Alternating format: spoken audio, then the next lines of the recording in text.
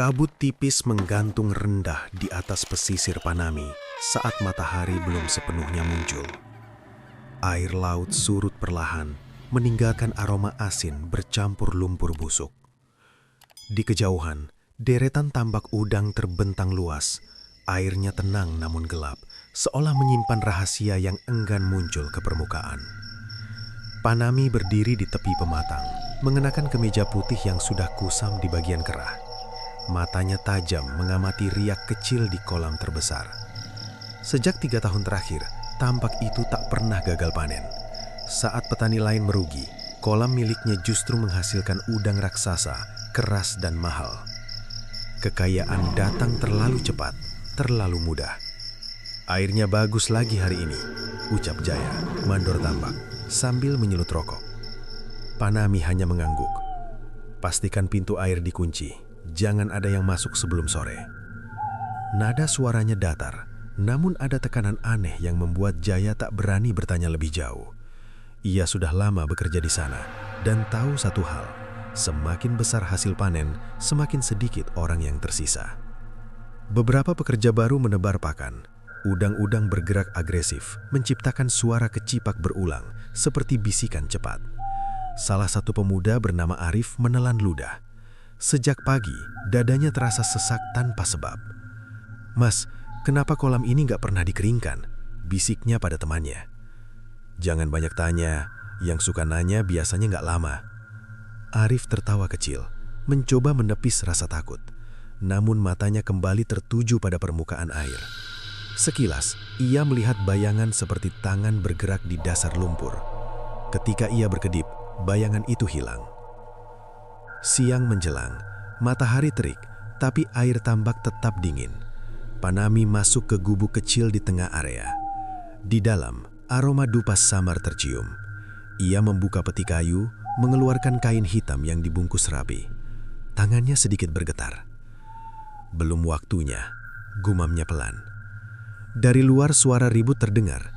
Seorang pekerja berlari tergesa. "Pak, Arif nggak kelihatan sejak tadi." Panami menutup peti dengan cepat. "Cari di barak, mungkin pulang." "Sudah dicek, sepatunya ada di pinggir kolam." Hening sejenak. Angin laut bertiup lebih kencang, membuat permukaan air beriak tak beraturan. Panami melangkah keluar, wajahnya keras. "Semua berhenti kerja, tutup area ini." Jaya menelan ludah. "Pak, ini sudah ketiga bulan ini kejadian." Panami menatapnya tajam. "Kamu digaji untuk kerja, bukan hitung orang hilang." Tak ada yang berani membalas. Sore itu, air tambak kembali tenang. Terlalu tenang. Di dasar kolam, sesuatu bergerak pelan, menyatu dengan lumpur, menunggu waktu berikutnya. Malam turun, bulan separuh menggantung pucat. Panami kembali ke tepi tambak sendirian. Ia berlutut, menyentuh air dengan ujung jari. "Aku sudah menepati bagianmu," bisiknya lirih. Gelembung kecil muncul dari dasar disertai bau amis menyengat. Panami menarik tangannya cepat. Dari balik air terdengar suara lirih, hampir seperti nafas manusia tertahan lama. Panami berdiri terpaku. Untuk pertama kalinya sejak ritual itu dimulai, dadanya dipenuhi rasa takut yang tak bisa dibeli dengan uang. Di kejauhan, seekor burung laut menjerit, lalu terdiam mendadak. Tambak Panami tetap penuh air, dan sesuatu di dalamnya belum selesai makan. Pagi datang tanpa cahaya hangat. Langit kelabu menekan pesisir seperti atap rendah yang siap runtuh. Kabar hilangnya Arif menyebar cepat, namun tak satupun warga berani mendekat ke area tambak. Mereka memilih berbisik di warung kopi, saling bertukar pandang, lalu diam serempak ketika nama Panami disebut. Di rumah kayu besar dekat pantai, Panami duduk sendirian. Meja makan penuh hidangan mahal, tetapi tak satu pun disentuh. Kepalanya terasa berat, telinga berdenging, seolah ada suara berputar di dalam tengkorak. "Belum cukup." Bisikan itu datang lagi, pelan, basah, seperti keluar dari mulut yang terendam. Panami menekan pelipis. "Diam," katanya lirih. Istrinya Ratna muncul dari kamar. Wajah perempuan itu pucat, Matanya cekung seakan kurang tidur berhari-hari. Rambut panjangnya terurai ajak. "Kamu dengar juga?" tanya Ratna. Panami menoleh cepat. "Dengar apa?" Ratna tidak menjawab. Ia berjalan ke jendela, menatap tambak dari kejauhan, tangannya gemetar. "Semalam, aku mimpi," ucapnya akhirnya. Ada orang berdiri di lumpur. Mulutnya terbuka, tapi yang keluar bukan suara, cuma air hitam. Panami menekan pelipis. "Jangan bicara sembarangan." Ratna senyum tipis, senyum yang membuat Panami merinding. "Aku tidak sembarang." Mereka mulai bangun. Tanpa menunggu balasan, Ratna melangkah keluar rumah. Panami ingin mengejar, namun kakinya terasa berat. Di luar, angin membawa aroma busuk yang semakin kuat.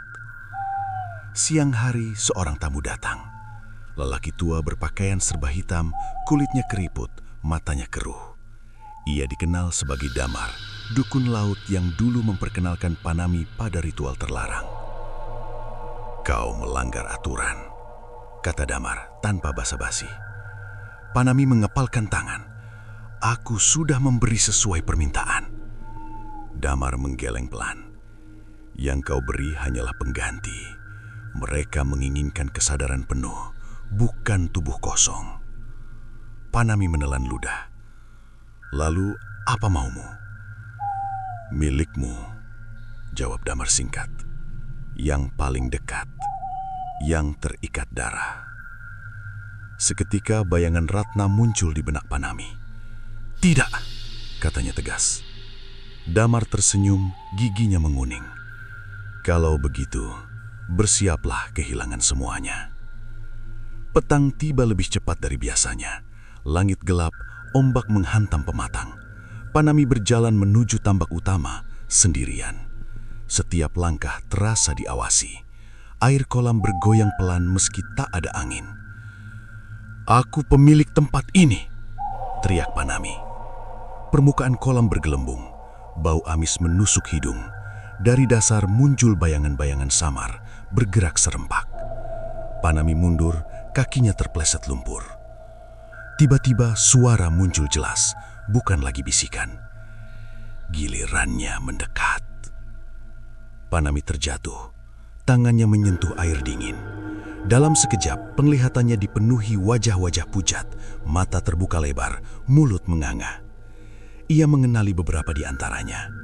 Arif, pekerja lama, wajah yang seharusnya sudah pergi. "Maaf, maaf," Panami tangis. Air tambak naik perlahan, seolah bernafas. Di kejauhan, Ratna berdiri di pematang, menatap tanpa ekspresi. "Kamu tidak ingat janji awal. Sejak pertama, yang mereka inginkan bukan udang." Panami menatap istrinya dengan mata penuh ketakutan. "Ratna, tolong!" Ratna menggeleng. "Namaku bukan Ratna sejak lama." Air menutup kaki Panami. Lumpurnya terasa hidup, menarik, memeluk erat. Dari dasar kolam, bisikan berubah menjadi tawa rendah. Malam itu, tambak Panami kembali tenang. Namun di bawah permukaan, hitungan baru saja dimulai. Hujan turun sejak dini hari. Bukan deras, melainkan rapat dan dingin, seperti jarum halus yang menusuk kulit. Tambak terlihat lebih luas dari biasanya. Airnya naik perlahan, memakan pematang tanpa suara. Jejak kaki Panami yang semalam terperosok telah lenyap, seakan tanah sengaja menghapus ingatan. Pagi itu, warga berkumpul di tepi jalan tanah. Tak ada yang berani masuk lebih dekat. Mereka hanya memandang dari jauh, menunggu seseorang berbicara lebih dulu. "Pak Panami nggak pulang," kata seorang nelayan pelan. "Rumahnya kosong," sahut yang lain. "Istrinya juga nggak ada." Sunyi kembali menelan percakapan. Nama Panami terasa asing di lidah, seolah bukan milik manusia hidup. Jaya berdiri paling depan. Matanya merah, wajahnya kusam. Sejak semalam dada pria itu terasa sesak. Ada dorongan kuat untuk mendekat ke tambak, namun rasa takut menahannya. "Kita lapor aparat?" tanya seseorang. Jaya menggeleng pelan. "Belum, tunggu air surut." Tak seorang pun bertanya kenapa harus menunggu. Semua tahu, tambak itu punya aturan sendiri. Menjelang siang, hujan berhenti. Kabut naik dari permukaan kolam, berputar lambat. Jaya memberanikan diri melangkah ke gubuk tengah. Pintu terbuka setengah, engselnya berderit pelan. Di dalam, peti kayu terbuka. Kain hitam tergeletak di lantai, basah, berbau amis. Di baliknya, ada ukiran aneh di papan lantai, membentuk lingkaran dengan simbol menyerupai mata. "Apa ini?" gumam Jaya. Ia mundur selangkah. Dari luar terdengar suara langkah kaki. Ratna berdiri di ambang pintu. Wajahnya bersih, tenang, terlalu tenang untuk seseorang yang kehilangan suami. "Kamu tidak seharusnya menyentuh itu," ucap Ratna. Jaya terkejut. "Bu, Pak Panami kemana?" Ratna menatapnya lama. "Ia sudah kembali." "Kembali kemana?" Ratna setenyum tipis. "Ke asal." Angin berembus membuat kain hitam bergerak sendiri. Jaya merasa lututnya melemas. "Bu, ini nggak lucu." Ratna melangkah masuk. Setiap langkahnya tidak menimbulkan suara. "Kalian selalu menikmati hasilnya. Sekarang, waktunya menupuk siklus." "Bu, saya cuma kerja." "Semua di sini bekerja, termasuk yang di bawah." Dari luar gubuk, air tambak beriak kuat. Gelembung muncul satu persatu. Bau busuk kembali memenuhi udara. Jaya berlari keluar. Di tepi kolam ia melihat sesuatu mengapung. Sebuah sandal, milik Panami. "Pak!" teriaknya panik. Air bergetar. Perlahan kepala muncul ke permukaan. Wajah Panami tampak pucat. Mata terbuka, namun kosong. Mulutnya bergerak tapi bukan suara yang keluar, melainkan air hitam. Jaya mundur tersandung. "Ini nggak nyata, ini nggak nyata." Ratna berdiri di sampingnya. "Jangan sebut namanya lagi." "Apa maksud ibu?" Ratna menoleh. Untuk sesaat matanya berubah gelap, seperti lubang tanpa dasar. Nama itu sudah dilepas, yang tersisa hanya penjaga. Permukaan kolam bergolak, sosok-sosok lain mulai muncul, berdiri setengah badan di lumpur. Wajah-wajah yang hilang selama ini. Mereka tidak menatap Jaya, melainkan Ratna. "Kalian sudah selesai," kata Ratna pelan. Satu persatu sosok itu tenggelam kembali. Air kembali tenang, seolah tak pernah terjadi apa-apa. Kepala Panami menghilang terakhir, meninggalkan riak kecil yang cepat lenyap. Jaya jatuh terduduk, tubuhnya gemetar hebat. "Saya mohon, lepaskan saya dari tempat ini." Ratna memandangnya lama. "Pergilah sebelum senja. Jangan menoleh, jangan membawa cerita." "Kalau saya bicara?" Ratna setenyum tipis. Air selalu ingat. Sore itu, Jaya benar-benar pergi. Tak ada yang menahannya. Tambak ditutup, dipasangi pagar tinggi. Warga sepakat menyebutnya area terlarang. Tak ada upacara, tak ada doa. Beberapa bulan berlalu, seorang juragan baru datang. Namanya berbeda, wajahnya asing. Namun cara berdirinya di tepi kolam terasa familiar. Ia menatap air yang tenang lalu tersenyum puas. Kolam ini, katanya kepada mandor baru, bisa memberi banyak hal. Di dasar lumpur sesuatu bergerak pelan. Siklus tidak pernah berhenti. Musim berganti tanpa tanda jelas. Angin pantai membawa panas menyengat, mengeringkan kulit. Namun area tambak tetap lembab, seperti kuburan terbuka. Pagar besi berdiri tinggi, catnya masih baru, tapi bau karat bercampur asin sudah merayap. Orang-orang menyebut tempat itu dengan sebutan singkat, tanpa nama lama, seolah takut menyebut sesuatu yang bisa mendengar. Juragan baru muncul bersama rombongan kecil. Tubuhnya tegap, rambut rapi, sorot mata tenang. Ia memperkenalkan diri sebagai Hendra. Tak banyak bicara, langsung bekerja. Para buruh memperhatikannya diam-diam. Ada rasa aneh setiap kali lelaki itu berdiri di pematang, menatap air terlalu lama. "Pak Hendra beda," bisik seorang pekerja. Bedanya apa? Sahut yang lain. Cara diamnya. Hari pertama panen berlangsung lancar. Udang naik ke jaring dengan ukuran menggiurkan. Timbangan bergerak cepat. Senyum muncul, tapi tak bertahan lama. Saat matahari condong, satu karung terasa lebih berat dari seharusnya. Ketika dibuka, isinya basah, berlendir, bercampur sesuatu yang bukan hasil laut. Mandor baru menutupnya tergesa. "Jangan ribut." Hendra datang mendekat. "Kenapa berhenti?" "Cuma karung sobek, Pak." Hendra mengangguk. Tangannya menyentuh bibir karung, lalu menarik kembali, seolah kulitnya tersengat. Wajahnya tak berubah, namun napasnya tertahan sesaat. Malam turun cepat. Lampu-lampu tambak menyala redup. Hendra berjalan sendirian menuju gubuk lama. Di dalam, ukiran lingkaran masih ada, samar tertutup papan tambahan. Ia menutup pintu, duduk bersila. "Aku sudah di sini," ucapnya pelan. Tak ada jawaban, hanya bunyi air bergerak, ritmis, seperti dada naik turun. Hendra menunduk, membuka telapak tangan. Ada bekas luka lama, memanjang, nyaris pudar. "Janjimu belum lunas," katanya lagi. Dari bawah lantai, suara merambat naik. Bukan kata, melainkan tekanan yang membuat udara terasa berat. Hendra memejamkan mata, rahangnya mengeras. Di rumah penjaga, seorang bocah terbangun sambil menangis. Ibunya mencoba menenangkan. "Kenapa?" tanya sang ibu. "Ada orang berdiri di air," jawab bocah itu terisak. "Mukanya nggak ada." Ibu itu memeluk lebih erat. Tidur lagi. Namun di luar, ombak kecil menghantam pematang berulang, seolah membenarkan mimpi. Keesokan paginya kabar beredar. Seekor anjing ditemukan mati dekat pagar. Tubuhnya kaku, matanya terbuka menatap kolam. Tak ada luka, hanya jejak basah menuju air. Mandor mendatangi Hendra. "Pak, mungkin sebaiknya kita adakan selamatan." Hendra mengangkat kepala. "Tidak perlu. Dulu sudah selesai," potong Hendra. Nada suaranya dingin. Mandor terdiam.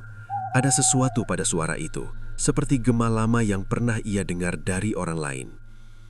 Menjelang senja, Hendra kembali ke pematang. Air terlihat tenang, namun di bawahnya ada gerak samar, membentuk pola lingkaran. Ia berlutut, menempelkan telinga ke permukaan. "Apa yang kau jaga?" bisiknya. Jawaban datang bukan dari suara, melainkan ingatan. Potongan wajah, teriakan tertahan, janji yang diucapkan dengan darah. Hendra terhuyung, hampir jatuh. "Bukan itu kesepakatan awal," katanya terengah. Air beriak kuat. Dari tengah kolam, bayangan tanpa rupa, berdiri, tinggi, ramping, kepalanya miring seperti menilai. "Kau menggantikan." Tekanan itu terasa jelas. "Kau bukan memutus." Hendra menatap bayangan tersebut. Untuk pertama kalinya, ketenangannya retak.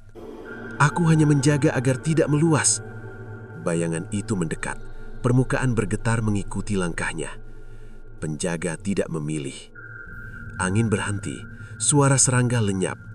Hendra berdiri patuk terpaku, menyadari kebenaran pahit. Ia bukan pemilik, bukan penerus. Ia kunci yang dipasang agar pintu tetap tertutup. Di kejauhan, seorang pekerja melihat dua sosok di kolam. Ia mengucek mata. Saat menoleh kembali, hanya Hendra yang tersisa, berdiri sendiri, basah hingga lutut. Malam itu lampu gubuk menyala lebih lama. Dari dalam terdengar gumaman pendek, seperti doa yang salah arah. Tambak kembali menghasilkan panen besar. Warga bersyukur, namun mimpi buruk semakin sering. Setiap mimpi berakhir sama. Air naik perlahan, menutupi nama, menyisakan tugas.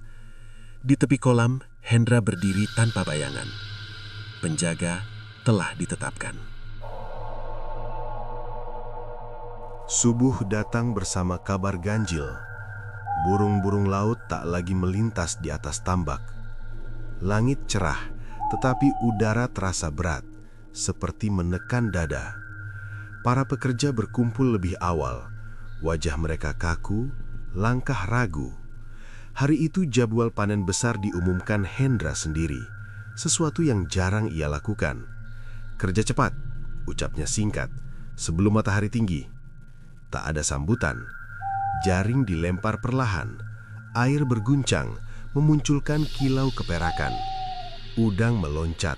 Ukurannya mengundang decak kagum. Timbangan naik drastis. Senyum muncul, lalu memudar ketika satu jaring terasa menahan lebih keras. "Berat," kata seorang buruh. "Tarik ramai-ramai," sahut mandor. Jaring terangkat. Isinya bercampur lumpur pekat, berlendir, berbau tajam. Di sela-sela udang, tampak kain robek terikat simpul aneh. Semua terdiam. "Buang," perintah Hendra. Mandor ragu. "Pak, ini buang sekarang." Kain itu dilempar kembali. Air menelan tanpa percikan. Seketika kolam menjadi hening. Udang-udang berhenti bergerak, seperti menunggu izin. Siang merambat. Panen berlanjut dengan hasil melimpah. Namun, satu pekerja, Tio, mengeluh pusing. Wajahnya pucat, keringat dingin mengalir. "Aku istirahat," katanya lirih. Hendra menatapnya. "Tahan sebentar." Tio mengangguk, kembali menarik jaring. Tangannya gemetar. Tiba-tiba kakinya terpeleset. Tubuhnya jatuh ke air, separuh tenggelam. Ia berteriak, mencoba berdiri, namun lumpur mengikat betis. "Tolong!" jeritnya. Beberapa orang mendekat, namun berhenti seketika. Air di sekitar Tio berputar, membentuk pusaran kecil. Udang-udang bergerak menjauh, memberi ruang. Hendra melangkah maju. "Jangan sentuh." "Tapi dia..." Mandor tercekat. "Tarik jaring lain," kata Hendra dingin. Tio menatap Hendra dengan mata penuh harap. "Pak, saya mohon." Mulutnya terendam, suaranya berubah menjadi gelembung. Permukaan menutup perlahan, seolah tangan tak terlihat menarik ke bawah. Beberapa detik kemudian, air kembali tenang. Tak ada teriakan, tak ada sisa. Pekerja terpaku, mandor berlutut, muntah. Hendra berdiri kaku, napas tertahan. Di telinganya, tekanan itu datang lagi, berat dan pasti. Satu, makna itu terasa jelas. Hendra menoleh ke kolam lain. "Lanjutkan." Tak seorang pun membantah. Panen selesai sebelum sore. Hasil dicatat, truk berangkat. Senja tiba membawa warna merah pucat di permukaan air. Malamnya, Hendra duduk di gubuk. Tangannya gemetar saat menuang air minum. Di lantai, ukiran lingkaran tampak lebih gelap, seakan baru dipahat. "Aku tidak memilih," ucapnya pelan. "Itu terjadi." Dari bawah, tekanan menjawab, "Panen memilih." Hendra menutup mata. Kenangan lama muncul. Seorang lelaki berdiri di tepi kolam, wajah pucat, mata kosong. Kalimat serupa pernah diucapkan dulu oleh orang lain. "Berapa lagi?" tanya Hendra. Tak ada angka, hanya rasa lapar yang belum kenyang. Keesokan harinya, warga berduka diam-diam. Nama Tio tak disebut keras. Rumahnya kosong. Istrinya pindah tanpa pamit. Desa belajar cepat. Hendra berjalan menyusuri pematang. Air terlihat jernih, memantulkan langit. Ia berhenti, menatap bayangannya sendiri yang terpecah oleh riak. "Aku menjaga agar tak meluas," katanya. Bayangan di air tersenyum, namun bukan wajahnya yang terlihat. Panen berikutnya sudah menunggu. Pagi berikutnya lahir tanpa embun. Tanah di sekitar tambak retak halus, namun air kolam tetap penuh, seolah disuapi dari sumber tersembunyi. Para pekerja datang dengan langkah pelan. Tidak ada canda, tidak ada rokok dibakar bersama. Semua bergerak cepat, menghindari pandangan satu sama lain. Mandor baru, Sarman, berdiri dekat timbangan. Wajahnya menua mendadak. Sejak kejadian kemarin, telinganya sering berdenging. Saat ia memejamkan mata, ada bunyi seperti kuku menggores papan. "Pak Hendra," panggilnya ragu. Hendra menoleh. "Ada apa?" "Kalau panen ditunda sehari saja, mungkin aman." Hendra menggeleng. "Air tidak menunggu." Sarman terdiam. Kalimat itu terasa bukan jawaban, melainkan peringatan. Di rumah penjaga, bocah yang dulu bermimpi buruk kembali terbangun. Kali ini ia tidak menangis. Ia duduk tegak, menatap pintu terbuka. "Ada yang lewat," katanya datar. Ibunya merinding. "Siapa?" "Bau lumpur." Siang hari, seorang tamu datang ke tambak. Lelaki berjas hujan meski langit cerah. Wajahnya tertutup topi lebar. Ia memperkenalkan diri singkat. "Nama saya Damar." Hendra kaku sejenak. "Kau masih hidup?" Damar tersenyum miring. "Hidup itu relatif." Mereka masuk ke gubuk. Pintu ditutup. Udara di dalam mengeras. "Kau melampaui batas," ucap Damar. "Penjaga tidak boleh menambah." "Aku tidak menambah. Aku hanya membiarkan." Damar menghela napas. Membiarkan adalah bentuk memilih. Hendra menatap lantai. Ukiran lingkaran tampak berdenyut samar. Bagaimana cara menghentikan? Tidak dihentikan, dialihkan. Kemana? Ke yang berhutang. Hendra mengangkat kepala. "Siapa?" Damar mendekat. "Desa ini menikmati hasil bertahun-tahun. Semua mencicipi, semua terikat." Hendra menggenggam tangan. "Itu akan meluas." Damar tersenyum lagi. "Sudah meluas sejak awal." Di luar, angin mendadak berhenti. Suara air menjadi satu-satunya bunyi. Damar membuka telapak tangannya, memperlihatkan sisik kecil mengering. "Tanda sudah muncul," katanya. "Kau juga." Hendra menutup tangan kirinya. Bekas luka lama terasa perih.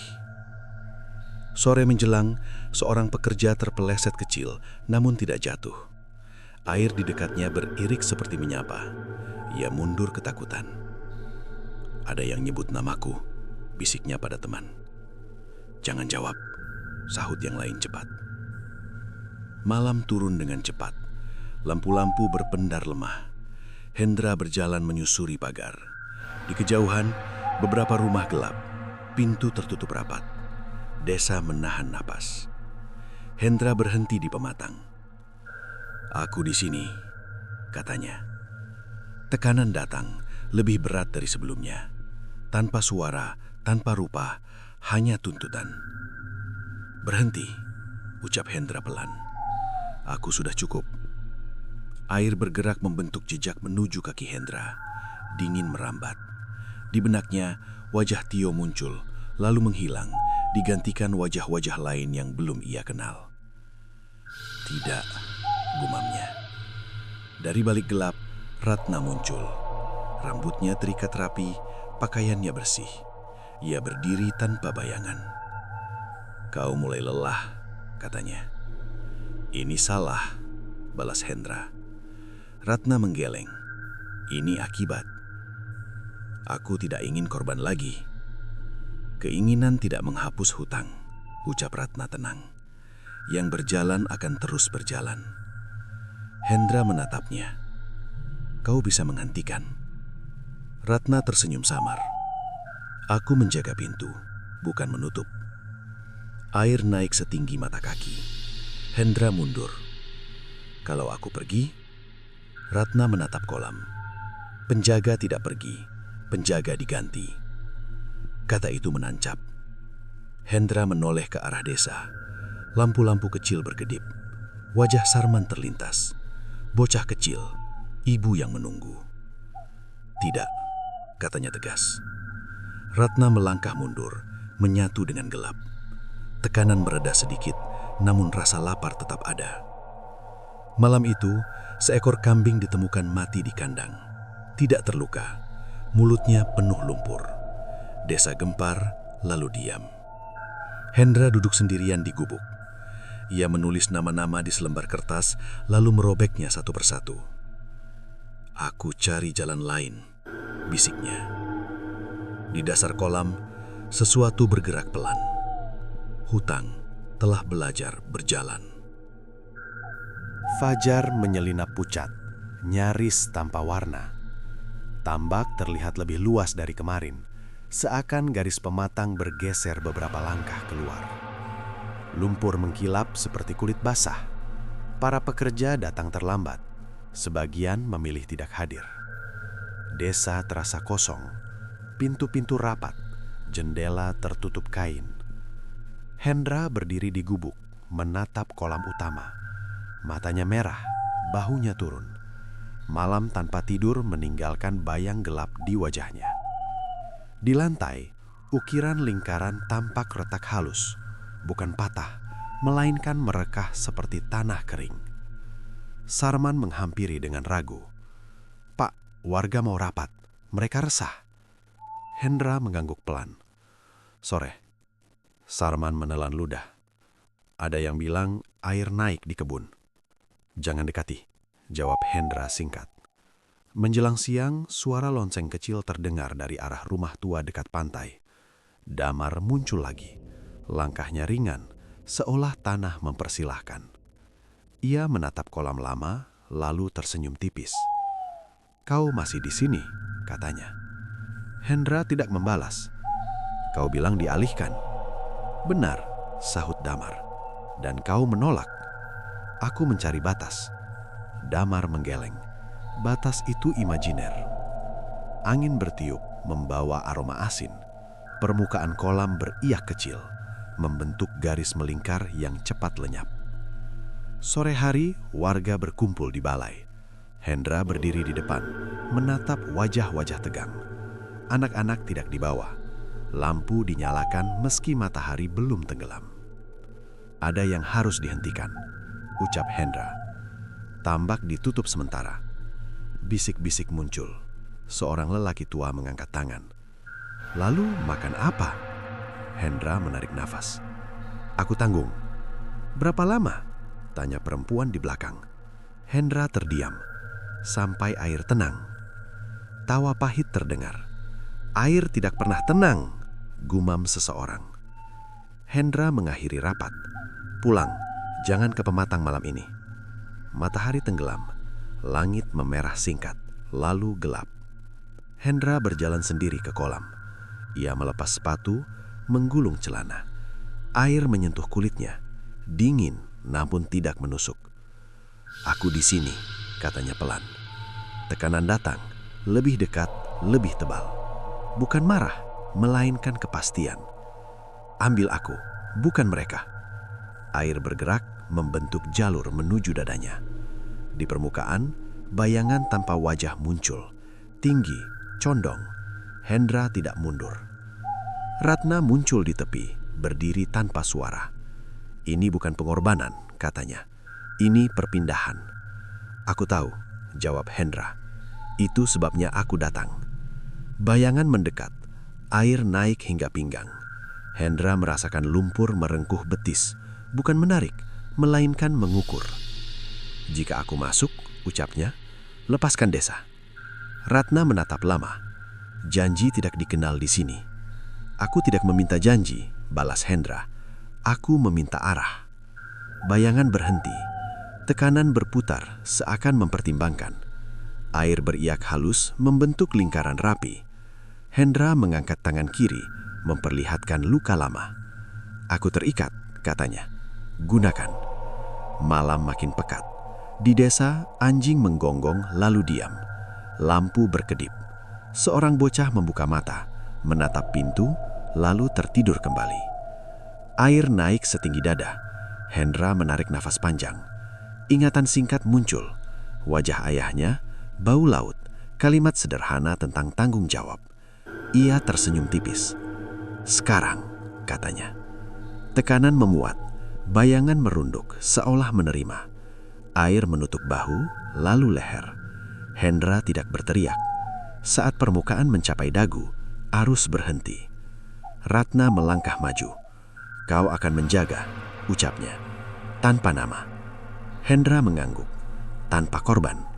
Ratna menoleh ke kolam. "Tanpa meluas," katanya memperbaiki. Air menutup kepala. Riak kecil muncul, lalu hilang.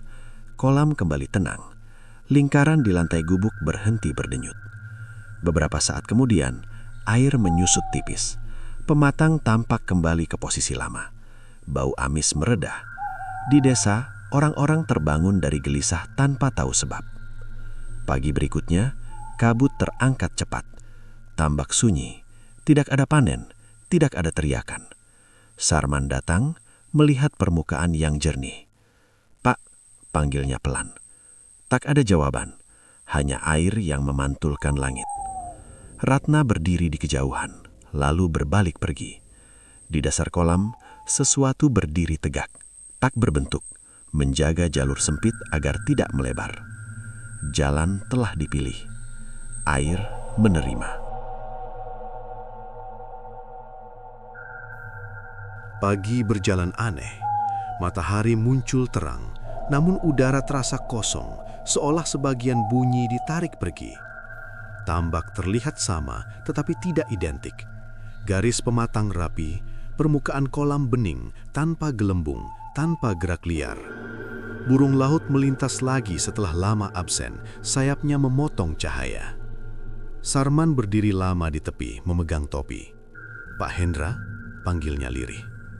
Jawaban tidak datang, hanya pantulan wajahnya sendiri di air, bergoyang lembut. Ia menghela napas, berbalik, memberi isyarat pada pekerja yang tersisa. Hari ini libur. Kabar cepat menyebar. Orang-orang keluar rumah perlahan, mencicipi pagi dengan hati-hati. Anak-anak berlari, tertawa tertahan, seakan takut ditegur oleh sesuatu yang tak terlihat. Para ibu menjemur kain, para nelayan memperbaiki jala. Desa bernapas lagi, meski masih ragu. Di rumah kayu dekat pantai, Ratna duduk menghadap laut. Rambutnya disisir rapi, wajahnya tenang. Ia menutup mata, mendengar debur kecil yang teratur. "Sudah?" bisiknya. Jawaban datang sebagai kesejukan singkat, menyentuh pergelangan. Ratna membuka mata, berdiri, lalu melangkah pergi tanpa menoleh. Siang hari, Damar datang terakhir kali. Ia berhenti di pagar, menatap kolam lama dengan alis terangkat. "Tenang," katanya pelan, "harga mahal." Sarman mendekat, waspada. "Bapak mencari siapa?" "Yang tak lagi bernama," jawab Damar singkat. Sarman menelan ludah. Tambak ditutup. Damar mengangguk. Bijak.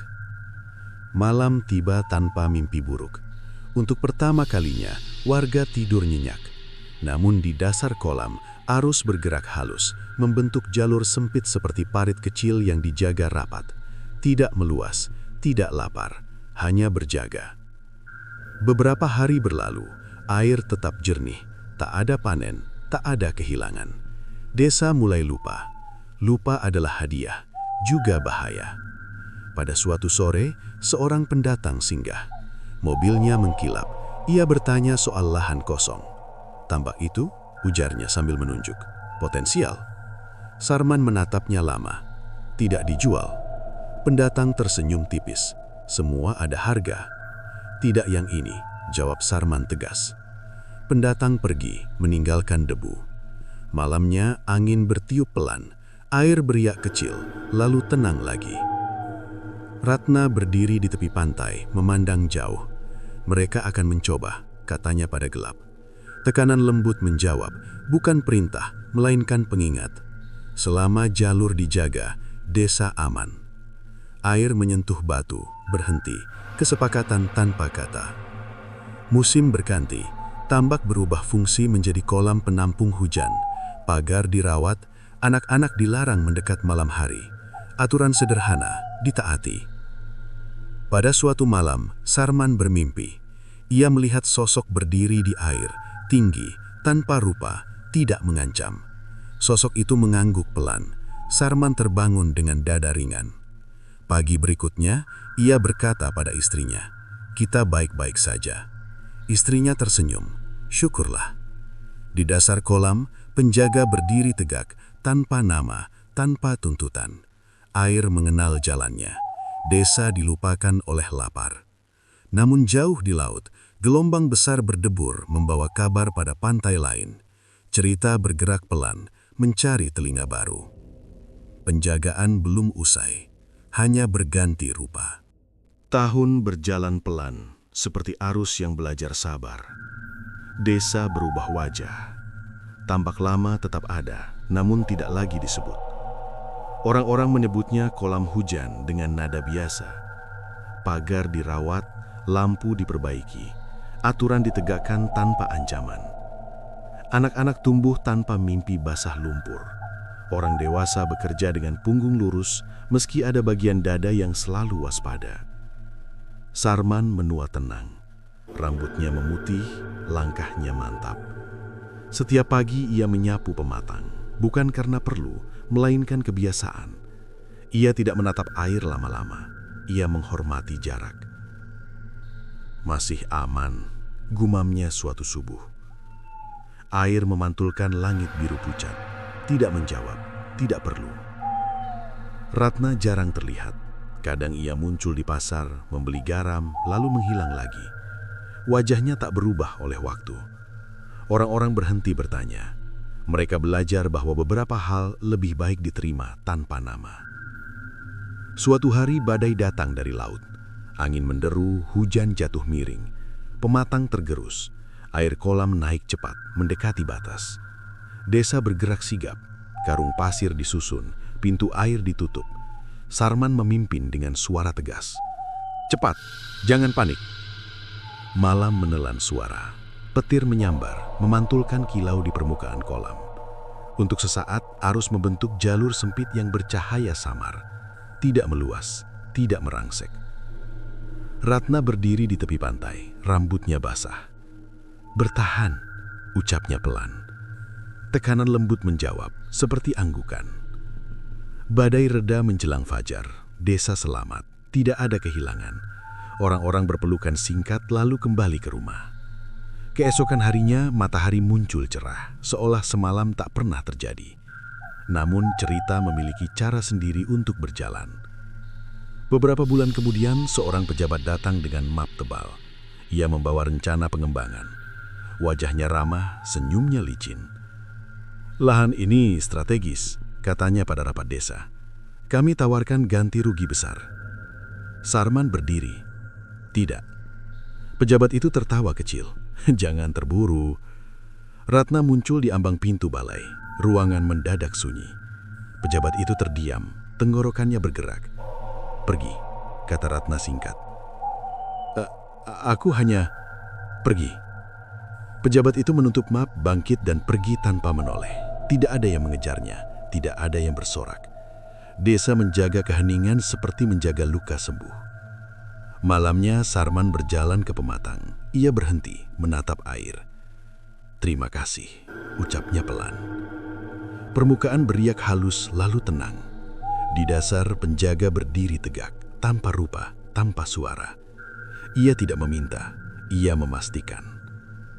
Waktu melaju, Sarman wafat dalam tidur, damai. Desa berkabung sederhana, tidak ada upacara di kolam, tidak perlu. Penjagaan tidak bergantung pada satu orang. Pada suatu senja, seorang pemuda asing melintas, membawa ransel. Ia berhenti, memotret air. Tempat bagus, katanya pada warga. Warga itu tersenyum tipis. Lewat saja. Pemuda itu ragu. Kenapa? Karena ada yang menjaga, jawab warga itu jujur. Pemuda itu tertawa lalu pergi. Ratna menyaksikan dari jauh. Cerita selalu mencari, katanya pada angin. Jawaban datang sebagai kesejukan singkat, bukan peringatan, melainkan batas. Di laut lepas, gelombang membawa kisah ke pantai lain. Di tempat lain, orang lain mungkin akan mencoba. Siklus tidak hancur, ia dibelokkan. Di kolam yang tak bernama, penjaga berdiri. Ia bukan pemilik, bukan penerus. Ia jalan sempit yang menahan banjir. Nama lamanya hilang, diganti tugas yang tidak selesai, namun cukup. Desa hidup, air diam, dan satu nama tetap tak boleh dipanggil.